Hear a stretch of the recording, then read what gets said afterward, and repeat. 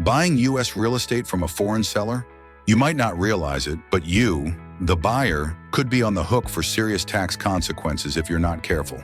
Thanks to FIRPTA, Foreign Investment in Real Property Tax Act, the IRS holds buyers responsible if the required withholding isn't done correctly, even years later.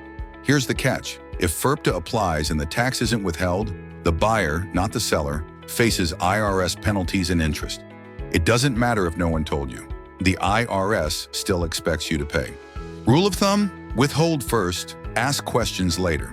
There's a limited exemption for purchases under $300,000 if you plan to live in the home. You'll need to sign an affidavit at closing confirming your intent to use the property as a residence at least half the time for the next 2 years.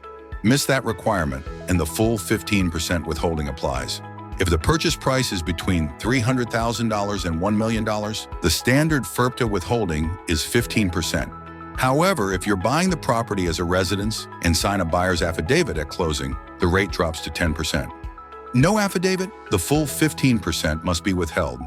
If the property is owned by an LLC, partnership, or multiple foreign sellers, things can get complicated fast. Expect to deal with multiple ITINs, varied ownership percentages, and possibly more complex withholding requirements.